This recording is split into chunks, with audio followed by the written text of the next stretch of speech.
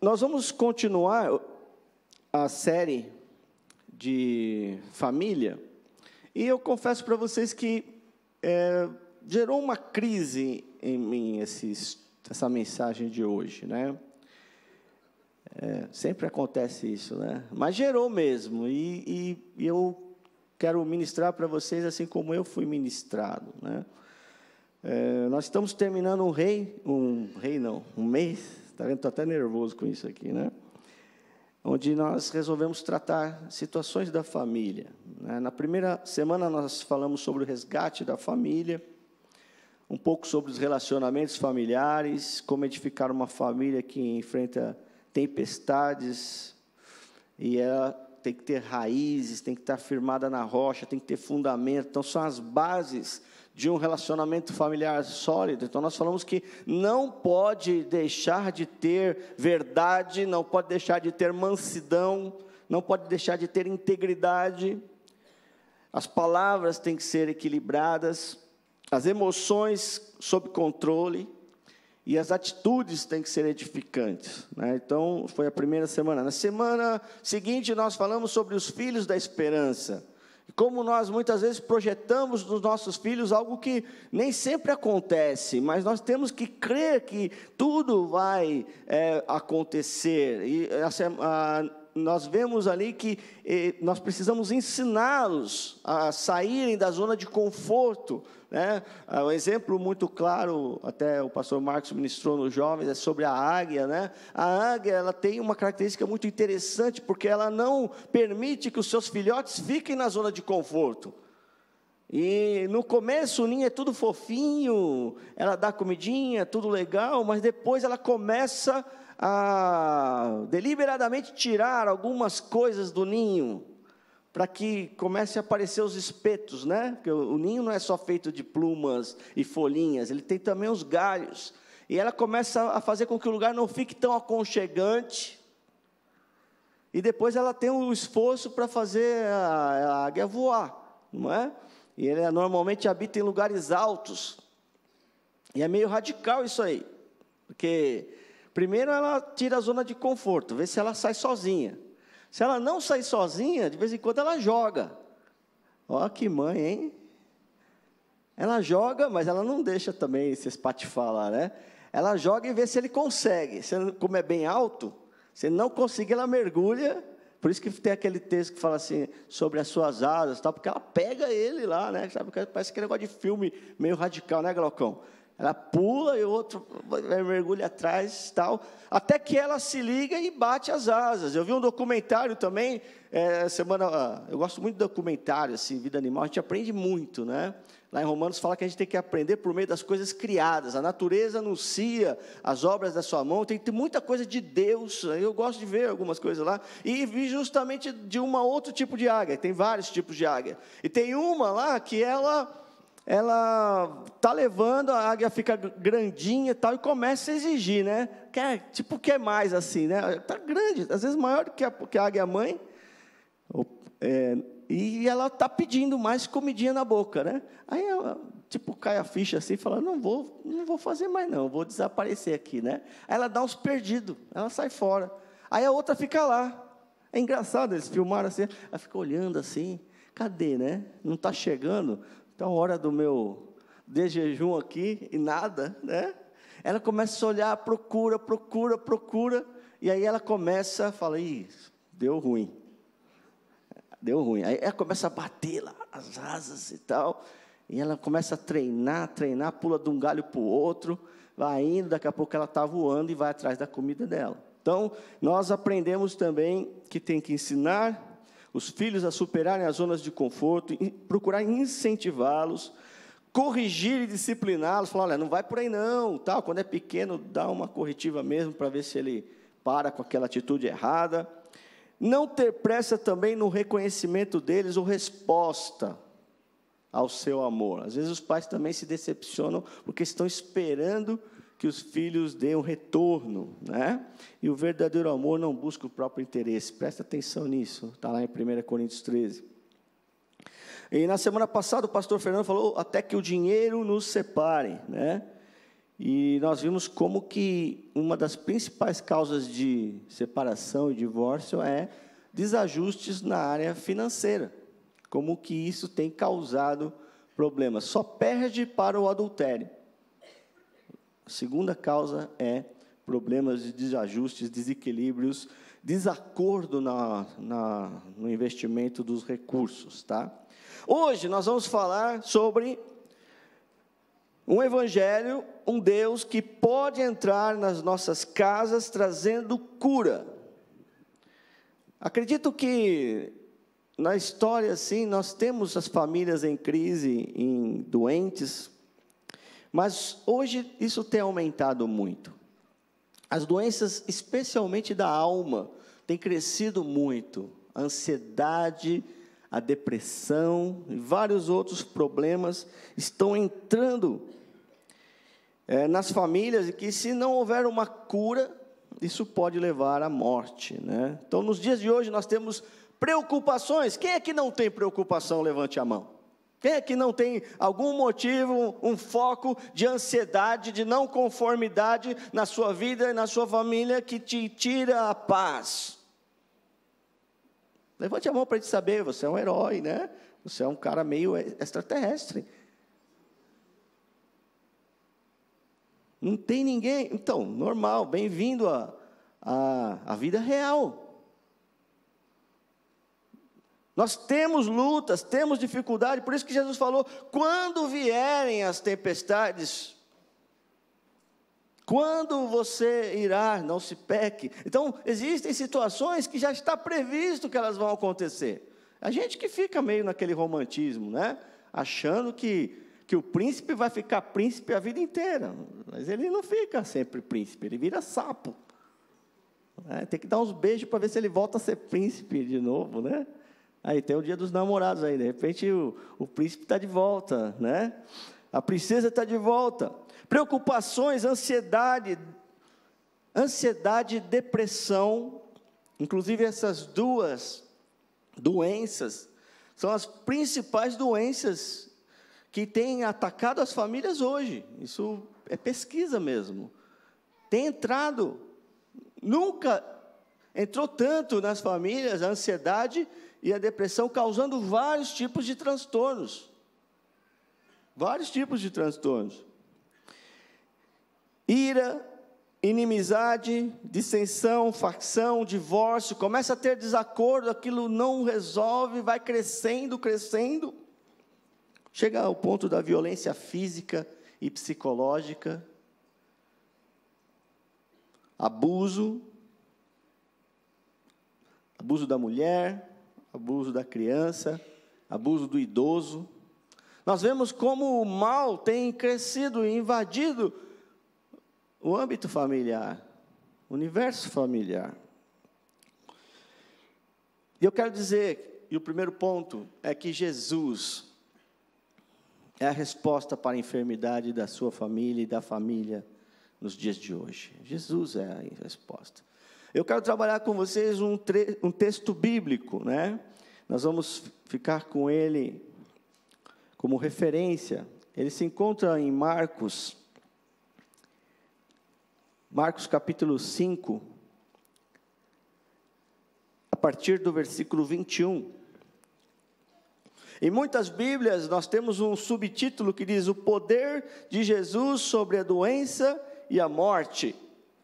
Nós temos paralelo também em Mateus 9, 18, em Lucas 8, 40.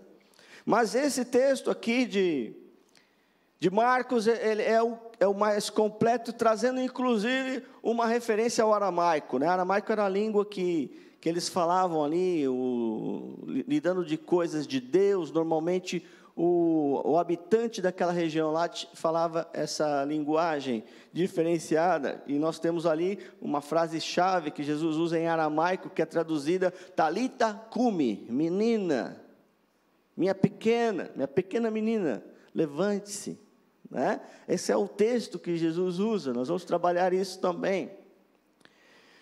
E nós vamos ler então a primeira parte desse texto. Tendo Jesus voltado de barco, para a outra margem, uma grande multidão se reuniu ao seu redor, enquanto ele estava à beira do mar. Então chegou ali um dos dirigentes da sinagoga, chamado Jairo. Vendo Jesus, prostrou-se aos seus pés e lhe implorou insistentemente: minha filhinha está morrendo. Vem, por favor, e impõe as mãos sobre ela, para que ela seja curada e que viva. E Jesus foi com ele. Nós vemos aqui, queridos, nessa primeira parte do texto, o primeiro ponto que nós destacamos é que Jesus, mesmo sendo assediado por uma grande multidão, ele não perde a referência de parar por uma pessoa apenas. E existem outros textos que falam que Deus se preocupa com apenas uma pequena ovelha que se desgarra. Jesus se importa com cada família, se importa com a sua família, se importa com o problema que você está enfrentando na sua família. Ele está atento a tudo. E ele para com tudo, ele para com a multidão, ele para de interagir com a multidão para interagir com uma pessoa que o buscou. Mas como que essa pessoa que o buscou tocou ao coração? Como foi que Jairo... Qual foi a postura e a atitude de Jairo que tocou o coração de Jesus? Nós vemos que Jairo era o quê? Um homem de autoridade e boa posição. Ele era o líder da sinagoga. Nós vemos que outros homens que a Bíblia cita vão procurar Jesus, mas não se expõem da forma como Jairo se expõe. Nicodemos vai procurar Jesus à noite, para que ninguém veja. Ele não queria assumir um compromisso, ele não queria se expor, porque por trás da sua postura pública, tinha algo para ser defendido. Sabe, queridos, nós para tocarmos o coração de Deus, nós precisamos nos despojar das nossas capas, dos nossos mantos, das nossas posturas, daquilo que nós já fomos um dia, ou daquilo que nós somos hoje, e nos humilharmos. Nós vemos aqui que aquele homem, ele se ajoelha perante o Senhor, prostrou-se aos seus pés, ele implorou insistentemente: minha filhinha está morrendo. Sabe, aquele homem, ele tem uma atitude de humildade e reverência perante o Senhor. Ele não chega de forma orgulhosa e arrogante, como muitos cristãos dos dias de hoje fazem. Eu determino, eu não sei o quê. Eu o quê? Quem somos nós para interagirmos com Deus, exigindo coisas, com falta de respeito? Esse homem, ele era uma autoridade, mas ele tira aquele manto de autoridade, ele vai até o Senhor, e ele se humilha. Por que ele se humilha? Porque ele sabia, ele tinha compaixão, ele sabia que a sua filha estava muito mal, e ele provavelmente deve ter esgotado os recursos naturais para poder resolver o problema, e ele não deve ter conseguido. Sabe, homem também tem muito disso. Homem que é o cabeça da casa, às vezes ele está esgotando os recursos, mas não dá o braço a torcer, e não reconhece que não pode fazer mais nada. Por isso que eu disse que a palavra falou comigo, porque eu sempre fui um sujeito que queria resolver tudo de todo mundo. É a característica minha, sempre ter resposta para tudo, solução para tudo. Tanto que fui estudar direito para ter respostas para aquilo que as pessoas perguntam. Só que de repente tem momentos que você não tem resposta, não tem saída, não tem solução. E aí você tem que se humilhar, ir aos pés do mestre e clamar para que ele intervenha, porque quem faz o milagre não é o homem, quem faz o sobrenatural é Deus. E nós precisamos contar com esse Deus que se importa conosco. Ele está disposto a restaurar a nossa família, restaurar os nossos relacionamentos, restaurar os nossos filhos. Nós não podemos ver a nossa família, ou alguém da nossa família morrer e ficarmos passivos, inertes. Não podemos nos conformar, não vos conformeis com este mundo e também com a influência deste mundo, com as consequências do domínio das trevas. Nós não podemos aceitar. Nós temos que nos humilhar e orar e clamar, porque o Senhor dos céus vai ouvir o nosso clamor. Esse homem também assume o seu papel de intercessor e provedor da família. Sabe, no culto de imersão aqui de quarta-feira, queridos, a gente vê que tem muito mais mulheres clamando pelas suas famílias do que os homens. Os homens têm sido omissos não só no encontro com Deus, mas em assumir o clamor pela sua família. Todos nós temos problemas. Eu venho aqui clamar na quarta-feira e procuro ter alguns horários aqui na sala de imersão para clamar, porque eu também tenho lutas na família. Nós somos humanos, nós temos nossas dificuldades. Nem tudo está resolvido.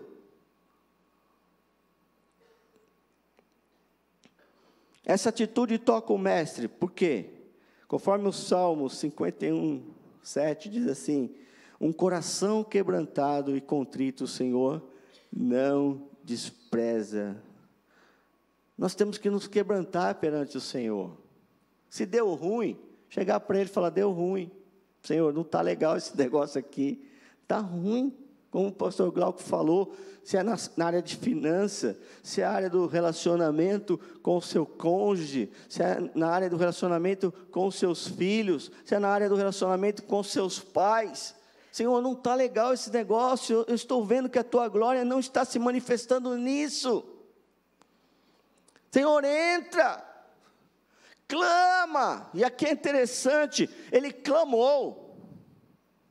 Clamou é clamar. Murmurar é murmurar. Resmungar é resmungar. Mas ele clamou. Não estou dizendo que é só a oração de clamor, que existe um clamor da alma que às vezes é silencioso. Ana, quando estava clamando por um filho, ela não emitiu palavras, mas houve um clamor. Agora, normalmente o clamor é clamor mesmo. Ouve-se o clamor. Esse homem não teve problema de assumir essa dependência para com Jesus. Se humilhou, foi buscar o Senhor para que aquilo fosse restaurado. Mas é interessante, queridos, que esse texto, ele vem numa narrativa e de repente ele dá uma cortada. Aí você fica, quando você lê o texto, você fala assim: mas que será que é isso, né? É por isso que a gente faz uma reflexão mais profunda quando nós vamos pregar, mas isso deveria ser em todos os momentos, né? E ele está falando aqui, né? Jesus foi com ele, versículo 24, aí você fala: legal, Jesus entrou no processo, legal. E uma grande multidão o seguia e o comprimia. E aí, a partir do versículo 25, muda a narrativa. Entra, sabe aquele negócio assim, entrou boi na linha, né? Que a gente fala, né? Entrou algo estranho aqui. Ele já tinha mobilizado Jesus, Jesus já se direciona para aquela situação que, quando a gente está passando por um problema, aquele problema é a coisa mais importante da nossa vida, não é? Parece que você dorme quando consegue dormir, e mesmo quando você dorme, você acorda pensando naquele problema. Aquele problema, fica lá, pã. E ele conseguiu chamar a atenção de Jesus. Jesus começa a caminhar com ele, daqui a pouco entra uma mulher ali. E a mulher não falou nada. No meio da multidão, aquela mulher toca Jesus, aquela mulher que tinha uma hemorragia, ela tinha um problema. A vida ia se esvaindo dela, ela também vai até o Senhor, se expondo, e ela toca, ela fala: se eu somente tocar no seu manto, eu vou ser curada. E ela toca, e ela é curada. Mas isso, imagina para o pai, que a filha está quase à morte. Acho que se ele não falou, ele ficou pensando, né? Jesus, por que o senhor está parando? A mulher já está curada mesmo. Deixa ela ir aí, pô. Já foi. Eu estou com a menina lá. Ele pode não ter falado, né? Mas deve ter pensado isso. Ou pode ter pensado assim, caramba, eu estou com esse problemão danado, essa mulher que já está com esse problema há quanto tempo, vai querer resolver justo agora, que a minha filha está quase morrendo. Para nós, o nosso problema é a prioridade número 1. Sabe, queridos, Deus não se move pela nossa agenda, Deus não se move pelas nossas prioridades. Ele tem a agenda dele, o jeito dele, e nós temos que aprender com aquilo que Ele quer nos ensinar.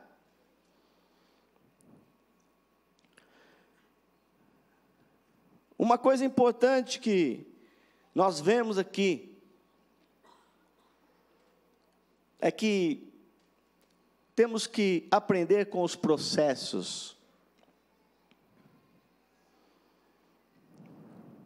No meio do caminho, Jesus parou por uma mulher que vinha sofrendo de uma hemorragia por 12 anos, porque ele entendeu que era a prioridade número 1, libertar aquela mulher que tinha tocado ele com tanta fé, e era liberdade, e era prioridade número 1 também, mostrar para aquela mulher que ela foi curada, não só porque ela tocou nas vestes dele, mas por causa da fé dela. Ele tinha que corrigir aquilo, senão aquela mulher ia com uma ideia errada, ia sair por aí pregando para todo mundo, olha, se você tocar as vestes de Jesus, você vai ser curado, se você fizer isso, você vai ser curado. Não, é a fé que cura, não é tocar nas vestes, não é tomar um copo com água, não é tomar qualquer outra coisa que vai curar você, é a sua fé que vai curar, não é a oração do pastor que cura, é a sua fé que cura. A nossa fé é unida com a sua, a concordância que traz cura. Jesus precisava corrigir aquilo, e acima de tudo, Jesus precisava ensinar para aquele homem a importância da fé, porque eles iam encontrar um desafio maior do que a enfermidade, e a fé precisava estar ativada. Na verdade, essa interrupção não foi fora do propósito de Deus, que era fazer a fé dele ser acrescida, trazer um crescimento, subir o nível de fé, porque todos foram testemunhas daquele milagre que aconteceu, daquela cura que aconteceu. Aparentemente, a missão de trazer cura para a família de Jairo sofreu uma interrupção. E às vezes nós chegamos a Jesus, as coisas começaram a andar, mas ainda não chegou lá no resultado final. Você ainda não teve vitória da luta que você está perseguindo, a restauração que você está querendo, o compromisso que você está querendo, ainda não aconteceu. Mas preste atenção, tem muita coisa acontecendo que vai fortalecer a sua fé. Os testemunhos das pessoas curadas à sua volta, use isso para crescer a sua fé. A fé vem pelo ouvir a palavra de Deus, e nós temos que trazer à memória aquilo que nos traz esperança. Se Deus fez com tantas pessoas, por que não vai fazer conosco? Presta atenção, lá em Provérbios fala, reconheça em todos os seus caminhos, e Ele vai endireitar as suas veredas. Reconheça a mão do Senhor. Mas precisamos aprender com os processos. Às vezes ficamos anos construindo uma situação errada, e queremos que de uma hora para outra aquilo se resolva. Você sabia disso, queridos? Assim como existiu um processo para que uma doença, uma anomalia, uma não conformidade surgisse, também existe um processo para a cura, para a salvação. Tanto que a Bíblia fala, desenvolvei a vossa salvação, desenvolvei a vossa santificação. Tudo é processo. Deus tem um processo de escrever uma nova história na nossa vida, uma libertação. Quem faz parte aí do processo celebrando, tem os passos, tem um ciclo. Você tem que fazer os passos, os ciclos, para a sua mente sendo transformada, o seu posicionamento sendo mudado. a sua forma de pensar mudar. Isso é metanoia. Não se muda a mente de uma hora para outra. Você aceita Jesus, mas a transformação da sua mentalidade, da forma errada de pensar e de agir é processual, não é de uma hora para outra. É por isso que Deus não se preocupa com o nosso imediatismo. Senão, quando você pedir alimento, Deus ia te dar só miojo para você comer, não é verdade? Tudo rapidinho, né? Põe lá, 3 minutos. Tudo rápido.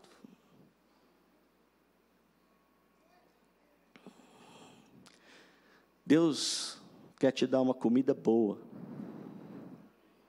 Talvez feita no fogão a lenha, panelas de barro, de ferro. Deus não tem pressa, Ele é eterno. A gente que vive afobado, correndo que nem doido, correndo atrás do vento, que nem um cachorrinho novo que fica correndo atrás do rabo. Corre, corre e não acha o rabo. Quer dizer, ele acha o rabo, mas não consegue morder o rabo, né? Ainda bem, né, que ele não morde o rabo. Mas a gente às vezes fica mordendo o próprio rabo. Pior é isso. Se machuca por causa de correr atrás do vento, sabe? Entrega o teu caminho ao Senhor, confia nele e o mais Ele vai fazer, queridos. Você está tentando resolver há tanto tempo, não está conseguindo, por que você insiste em querer resolver tudo? Vai querer infartar que nem eu infartei, vai querer perder o cabelo que nem eu perdi. Só estou aqui pela graça de Deus, queridos, porque eu também comecei a aprender, e mesmo assim ainda sofro, porque sou cabeça dura. Não seja como um jumento, ou como uma mula, que não tem entendimento, né? Às vezes eu ajo como um jumento e mula, mas às vezes muitos de nós agimos também, sabe que não faz bem, e continua agindo de forma opressora consigo mesmo. Entenda que existe um processo, e que Deus no tempo dEle, no modo dEle, da forma dEle, vai dar a vitória. Palavra de vitória vai ser liberada, mas aprenda no processo. Quando a coisa parou, olhe o que Deus está fazendo à sua volta. Sabe, terceiro ponto seria que, na verdade, Jesus pode fazer muito mais do que aquilo que a gente pensa que Ele vai fazer. Jairo buscava por cura, mas Jesus queria fazer algo muito maior. As irmãs de Lázaro também foram buscar Jesus, para Jesus curar Lázaro antes dele morrer.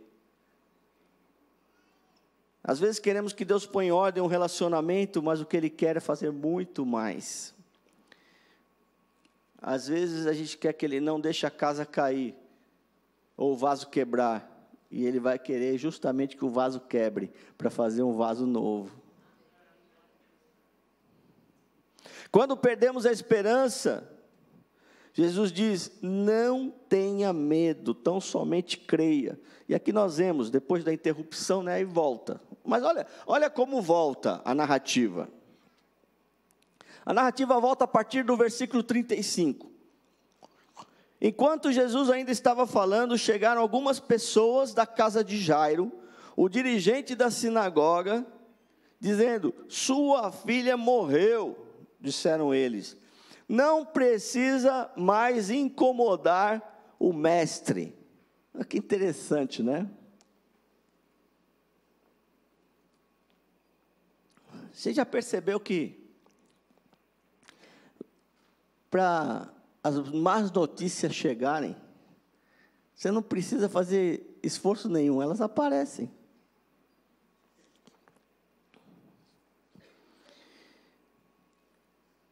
Vem ali uma má notícia.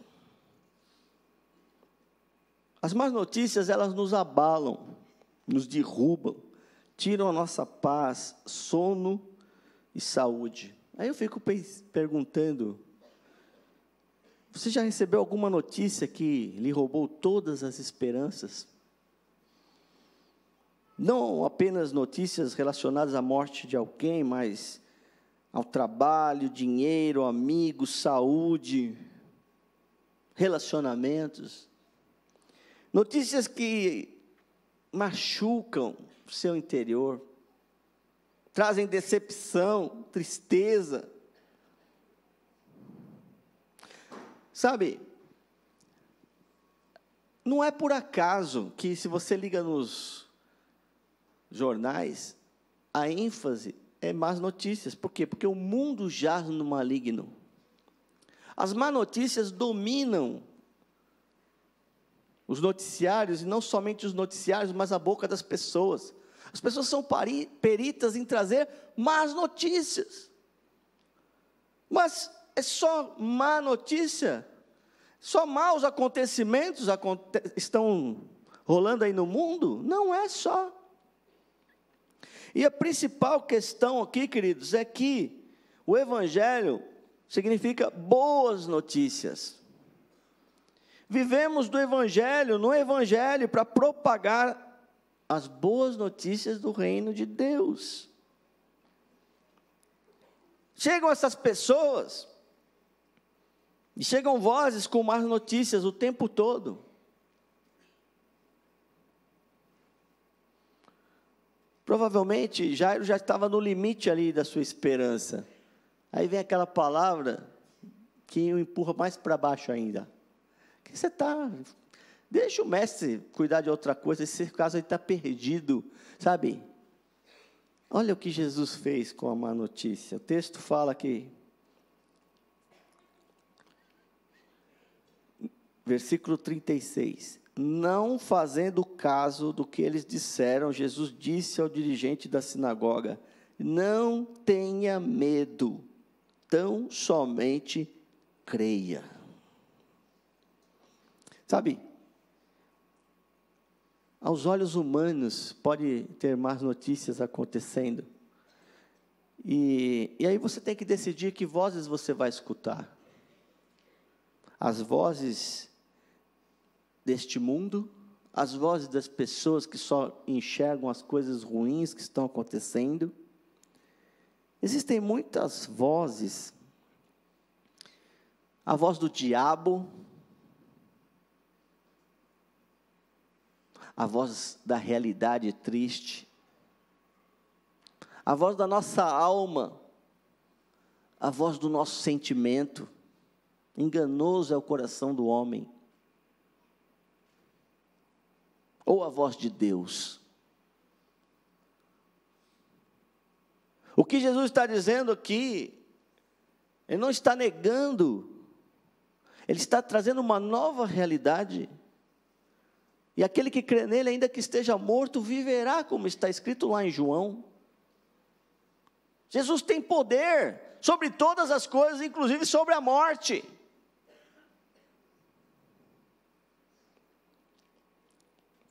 O Senhor não fez caso do que disseram, Ele disse algo diferente: não tenha medo, somente creia. Por quê? Porque o amor lança fora todo o medo. 1 João 4,18, está claro: o verdadeiro amor lança fora todo o medo nos paralisa, o medo nos imobiliza, o medo nos coloca para baixo, nos trava, mas o amor nos leva à ação, nos leva a sair daquele lugar de marasmo, daquele lugar de decepção, de tristeza, de angústia e de morte. Ainda que eu ande pelo vale da sombra da morte, não temerei mal algum, porque o Senhor está comigo. A tua vara e o teu cajado me consolam. O Senhor cuida de nós, Ele está conosco. Ele nunca nos deixará, Ele disse que não nos deixaria. Nós vimos, queridos, que temos que nos livrar do medo e temos que acreditar que para Deus não há nada impossível. Coloque diante de Deus essa situação, essa carta de afronta do inimigo, como o rei Ezequias colocou: Senhor, está aqui essa carta, não é contra ti, porque a minha vida está escondida em ti, eu coloco diante de ti, porque a minha vida te pertence, o inimigo está me afrontando com essa situação, então intervém, Deus, intervém, Deus. O outro elemento não é a questão das boas notícias, mas também da fé. Quando você acredita que Deus é bom, como nós sempre cantamos aqui, e nós temos fé, a fé materializa os bons planos e propósitos gerados por Deus na eternidade para nós.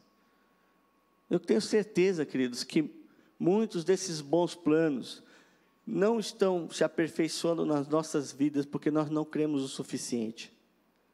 À medida em que a gente começa a crer, começa a ouvir aquilo que Deus declarou e não dar vazão para a nossa alma, para os sentimentos, para as vozes do inferno, das pessoas, de quem quer que seja, e nós começamos a ouvir a voz de Deus e caminhamos em cima dela, nós caminhamos na luz e temos vitória. Para vivermos a cura e o milagre de nossas famílias, temos que ouvir a voz de Deus, não as demais vozes, não só de pessoas, do mundo, do diabo, do pecado, mas também da nossa alma,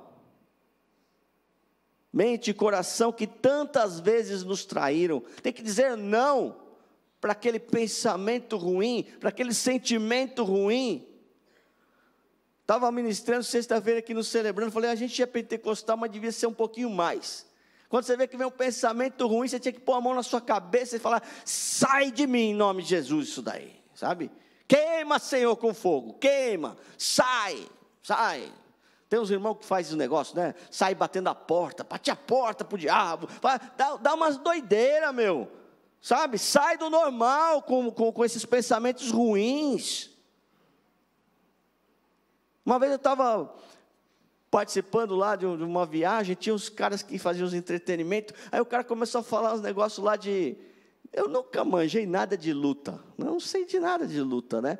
Aí ele estava falando da importância de você aprender a cair. Eu falei, pô, mas aprender a cair? É porque se você cair mal, você depois não se recupera, e não consegue se levantar para reagir, né? Mas uma das coisas legais que eu via que tinha lá, quando os caras faziam alguma coisa assim, eles davam, mais ou menos que nem o Glaucão aqui, eu não vou chamar ele para demonstrar, senão ele vai exagerar, mas ele chegava assim, e ele caía e batia a mão assim, pá, e aí ele gritava, e girava, dava um giraia lá, sei lá o quê, e saía para cima, sabe, pulava, por quê? Porque aquele grito libera adrenalina, e você pula, sai da paralisia que o mal tem feito, se levante, grite, dá uma de doido mesmo, é isso aí, glória a Deus. Tem que dar uma mesmo de maluco de vez em quando. Não podemos nos conformar. De vez em quando só um grito doido mesmo que vai romper. Fala, Senhor, me ajuda aqui. Eu sou meio calminho, mas de vez em quando eu vejo os caras gritando, eu falo, vai mesmo, irmão, vai com fé. E de vez em quando eu também grito. E é difícil até para falar isso. Não é normal para mim.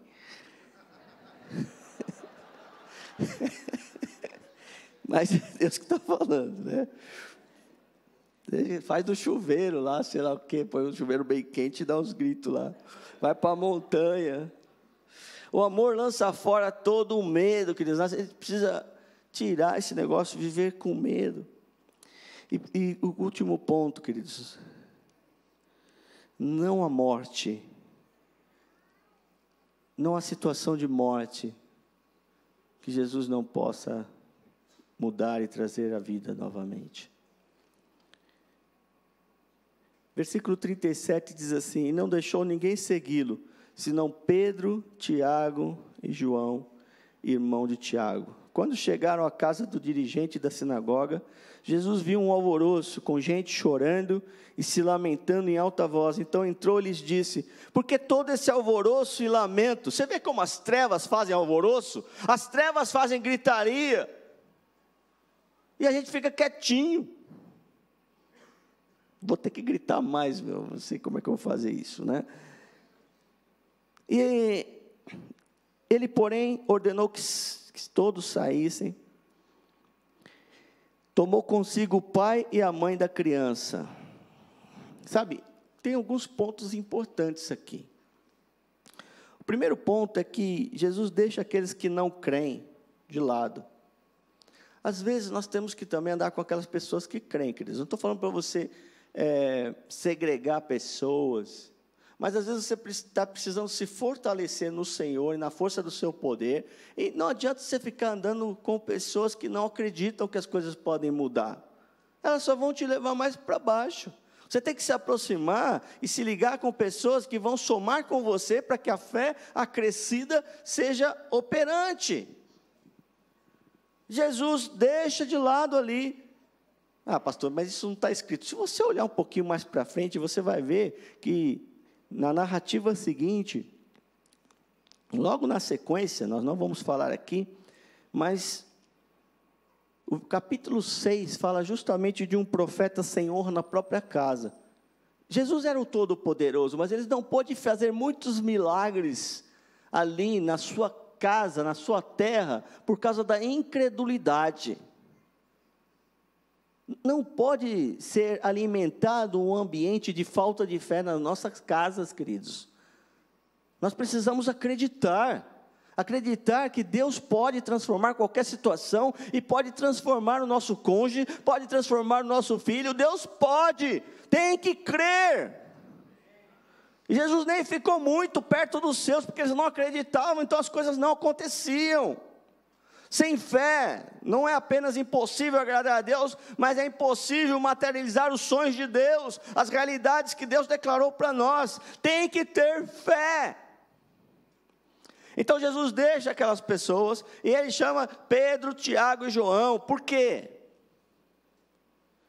Porque o Senhor revela os seus segredos àqueles que são íntimos, Salmo 25:14 diz isso. Aqueles que o temem, o Senhor revela os seus segredos àqueles que o temem, que são íntimos. Pedro, Tiago e João eram aqueles mais íntimos de Jesus. Não vou dizer que eles eram perfeitos, mas eles acreditavam. O Senhor confia os seus segredos aos que o temem e os leva a conhecer a sua aliança. Sabe, Deus tem uma aliança conosco, queridos, e nós temos que acreditar nisso.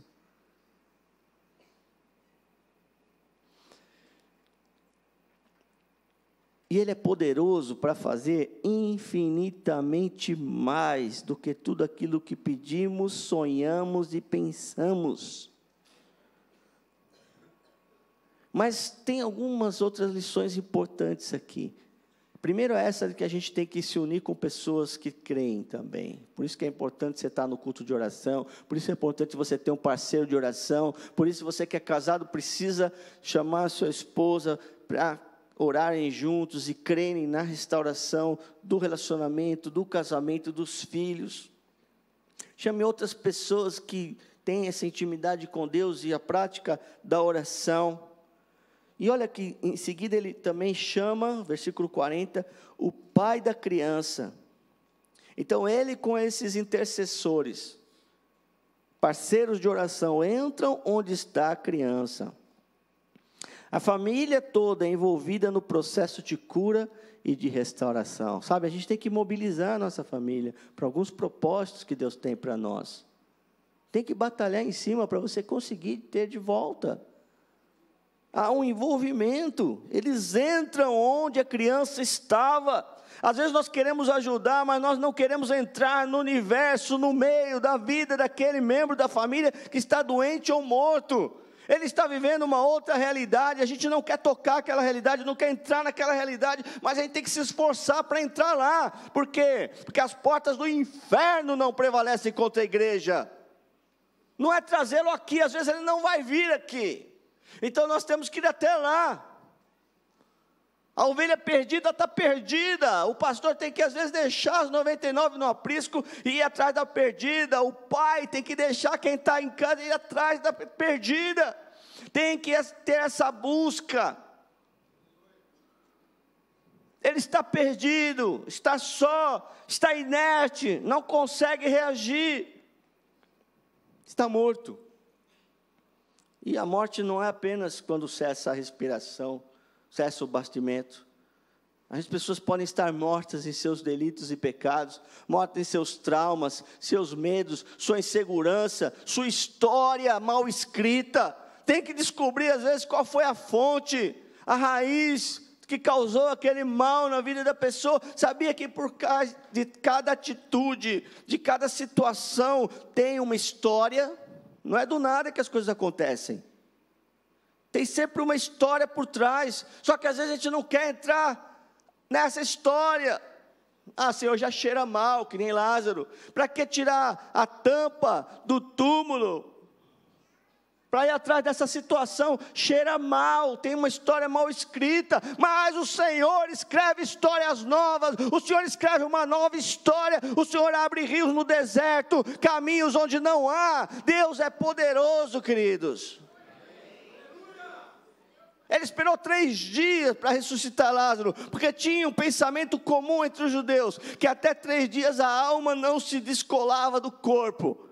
Então ele esperou 3 dias, para não ter dúvida que foi um milagre extraordinário. Deus quer fazer na sua vida, na sua casa, um milagre extraordinário, mas tem que haver uma aliança, tem que lembrar da aliança com Ele, tem que fazer uma aliança em família, tem que se envolver, tem que se preocupar com a situação do outro, que está ferido, está perdido. Sabe, é muito interessante que, além de ele envolver todo mundo, tem um fato importante aqui também. Jesus tomou-a pela mão. Olha que interessante, né? Primeiro ele diz, né? A criança não está morta, mas dorme. Sabe, aquilo que está morto para Deus é como se estivesse dormindo. Ele venceu a morte não é o fim. E nem terá domínio sobre nós. A morte não terá domínio sobre nós. Mas as pessoas ali estavam até rindo dele, né? Tem gente que fica lá tirando uma. Mas o versículo 41 diz: tomou-a pela mão. Para aqui um pouquinho. Esse toque tem um significado importante. Porque essa menina, para todos os efeitos, estava morta. E o judeu não podia tocar um morto, porque ele iria se contaminar. Era proibido para o judeu tocar um morto. Isso é o que a religião diz. E muitos de nós, queridos, não estamos conseguindo tocar pessoas mortas, porque a religião diz que a gente não pode tocar. A gente não pode se envolver com aquela situação. Mas sabe por que não tocam? Porque tem medo de ser contaminado. Jesus tocava o leproso, porque ele cria que ele não seria contaminado pela lepra, mas ele iria purificar o leproso. Jesus não tinha problema de tocar a pessoa morta, porque ele sabia que a morte não iria dominá-lo, mas ele tem poder sobre a morte. Vocês estão entendendo, queridos? Às vezes a gente não quer se envolver com o problema, com a pessoa que tem o problema, e já mistura o problema com a pessoa com o problema, e procura se afastar. Não é uma tendência de autopreservação natural nossa, não se envolver com quem está com o problema, deixa ele lá, põe para fora, sai daqui, e passa longe. Era o que se fazia com os leprosos.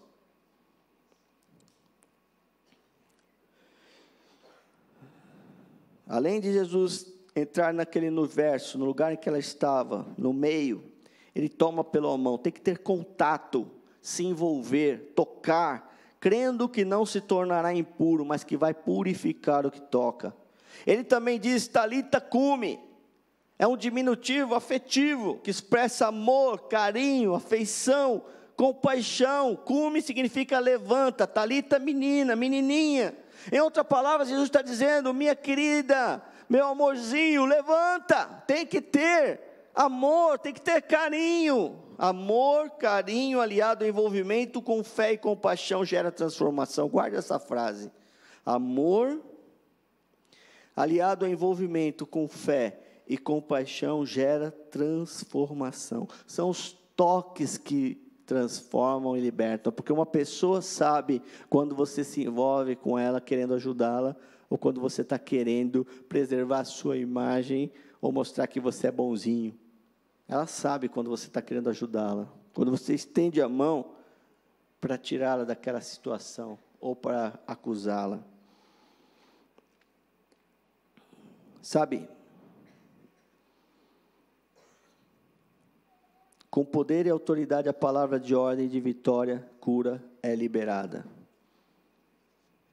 Jesus diz para ela: eu te ordeno, levante-se. Muitos estão caídos nas nossas famílias, feridos, dominados pelo pecado, não conseguem mais sair daquele charco de lodo, de morte. Nós temos que nos aproximar, nós temos que nos envolver. E quando nós fazemos isso, nós somos usados por Deus, porque quem faz o milagre não somos nós. Esse é um ponto importante também, sabe?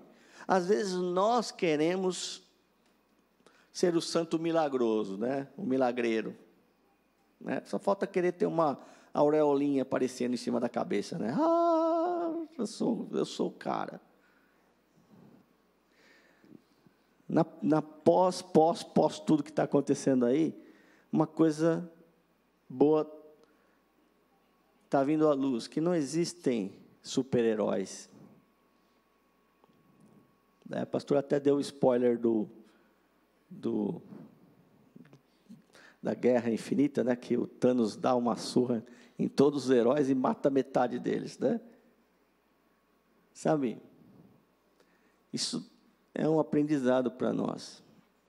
Não existem super-heróis, existem homens e mulheres, filhos, pais imperfeitos, mas que podem se submeter ao propósito, ao plano de Deus, e as coisas podem mudar. Mas quem faz o milagre não somos nós, quem faz o milagre é Deus.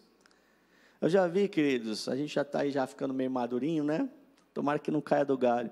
Mas a gente já viu tantos homens de Deus, queridos, foram tremendamente usados por Deus, mas chegou um determinado momento da sua história que ele achou que tinha a ver com ele.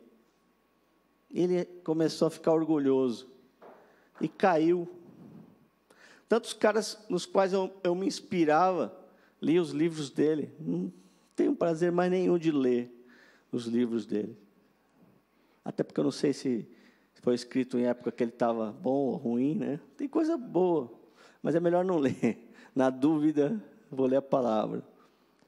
Mas caras bons. Aí, olhando para a Bíblia, você vê um cara como Davi, segundo o coração de Deus, mas quando estava tudo bem lá no palácio, se tornou orgulhoso, achava que não tinha mais que se envolver e ir para a guerra. Caiu. Sabe, esse negócio também de você se achar que não tem mais que se envolver, que o mundo já está perdido mesmo, que as pessoas têm um livre-arbítrio, e que se ela quer ir para o inferno, deixa ela ir para o inferno.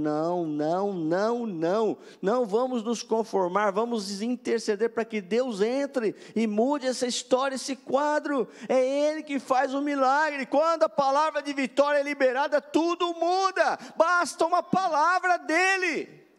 Levanta-te, quando Ele der essa palavra, quando Ele der uma palavra, o véu dos olhos do filho pródigo cai e ele volta para casa.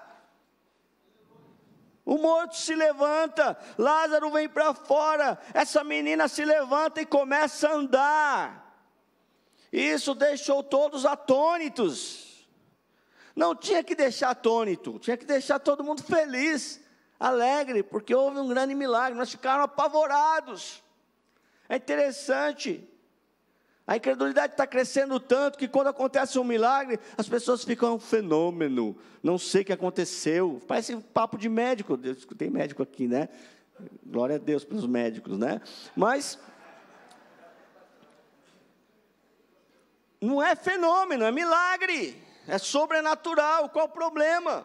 Se crê no sobrenatural para tanta coisa, para Deus não. Tinha outras coisas aqui, mas eu não vou falar, porque nós temos que orar, queridos. Há um tempo agora, esses últimos minutos da gente ter um tempo de oração. Jesus pode curar toda a enfermidade de uma família. Por isso precisamos clamar a Ele. Nós vamos ter um tempo aqui de clamor, de oração, para que Ele entre na nossa casa.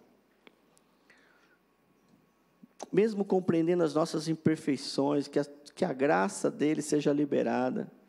Sabe, Jesus tem todo o poder não somente para curar, mas para ressuscitar, não apenas pessoas, mas também os sonhos, sabe? Quando nós nos casamos, quantos sonhos, quantos ideais, quantos projetos ministeriais, propósitos, que acabaram morrendo. As coisas não aconteceram do jeito que a gente esperava, mas Deus pode mudar essa história aí, e hoje é o dia do milagre ser liberado, porque essa palavra é liberada para a igreja, queridos, e você tem que tomar posse para que isso aconteça na sua casa, que toda enfermidade, seja física, seja da alma, saia. Então eu queria convidar todos vocês a ficarem de pé. Esses últimos minutos, eu quero desafiar você a se posicionar como aquele pai. Tira o seu manto aí, talvez você seja um líder, talvez você seja um pastor, as coisas não aconteceram do jeito que você queria, talvez você seja um líder de ministério, você está até à frente do ministério, mas você sabe que, por isso que eu falei que a coisa gerou crise em mim também, porque eu tenho várias coisas, eu estou nesse grupo aqui que vão orar agora, queridos.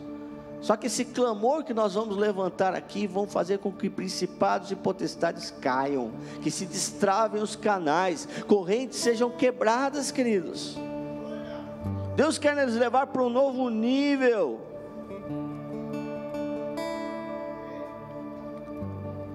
Deus tem um renovo para cada um de nós, queridos. Ele quer escrever uma nova história. E eu quero deixar você livre, para você entrar do seu jeito, na presença do Senhor. Também não vou falar para todos ao mesmo tempo, ficarem gritando, não, você vai sentir de Deus. De repente o seu clamor é aquele da alma, de repente o seu clamor é se prostrar diante do altar. Se não der para descer, pode ser aonde você está, ali na frente, mas agora você tem que de alguma forma procurar se colocar diante do Senhor, para que aquilo que está morto volte à vida.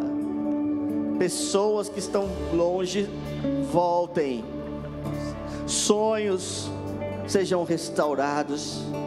Você que não está conseguindo mais ouvir a voz de Deus por causa da angústia, da tristeza, da decepção, eu quero dizer que os seus ouvidos serão abertos agora. Clame agora para que o Senhor abra os seus ouvidos, que você volte a ouvir a voz dEle. Você que está com a fé enfraquecida, a fé também é um dom. Deus quer derramar o dom da fé.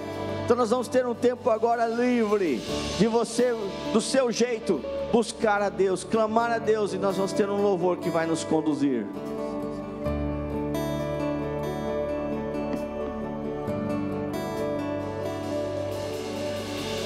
Separará do amor de Cristo? Quem poderá me afastar do teu amor? Quem nos separará do amor de Cristo? Quem poderá me afastar do teu amor? Mas em todas as coisas somos mais que vencedores, por meio daquele que nos amou.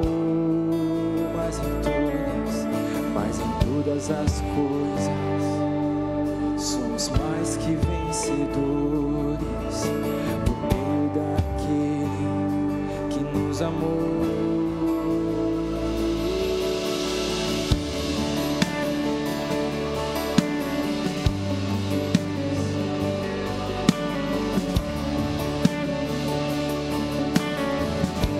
Separará?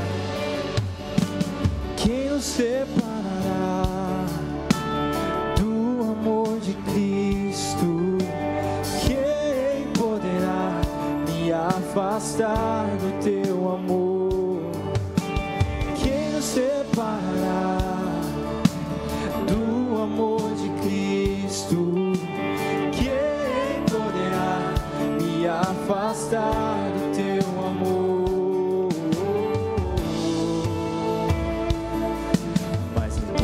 As coisas somos mais que vencedores, por meio daquele que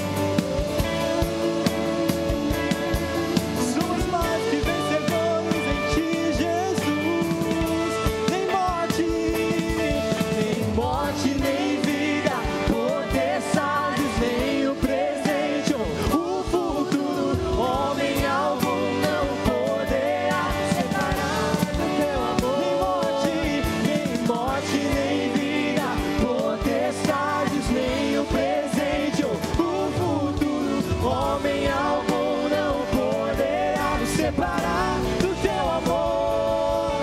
Nem morte, nem vida, potestades, nem o presente ou o futuro, homem algum não poderá separar. Só sua voz declare: nem morte, nem vida, potestades, nem o presente ou homem algum separar.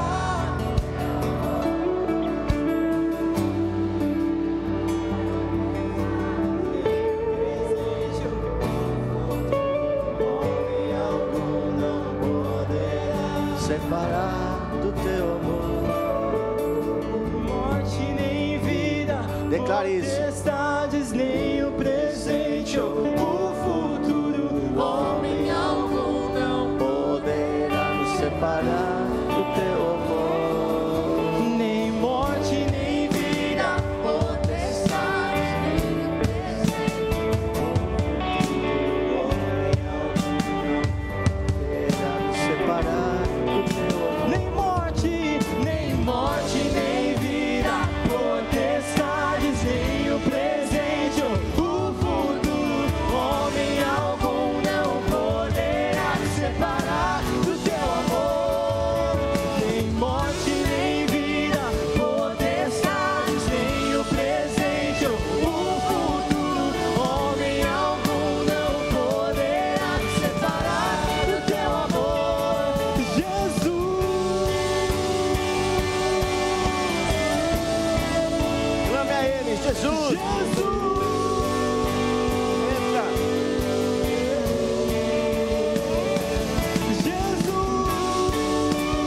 Esse nome está sobre todo nome. Clame a Ele. Como Jairo.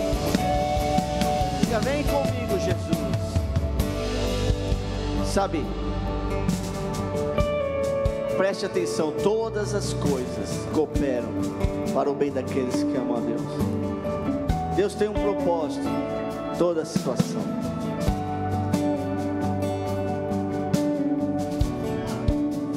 Senhor, quero lhe pedir, Pai, que o Senhor abra o entendimento agora, Senhor, de cada um de nós, para que possamos compreender o Teu propósito em cada uma dessas lutas, dessas dificuldades, dessas enfermidades, para onde o Senhor quer nos levar, Senhor, com essas situações. Pai, mas nós temos fé, nós cremos, Senhor, que nada poderá nos separar do Teu amor. Nós cremos, Senhor, nós cremos que o Senhor é poderoso para fazer infinitamente mais, inclusive muito mais do que tudo aquilo que pedimos e pensamos. Que o Senhor tem um propósito muito maior do que aquele que nós buscamos. Senhor, em nome de Jesus, abra a nossa mente, abra o nosso coração, Senhor, e cura agora, cura toda ferida, acresce o dom da fé, Senhor, sobre cada um, em nome de Jesus.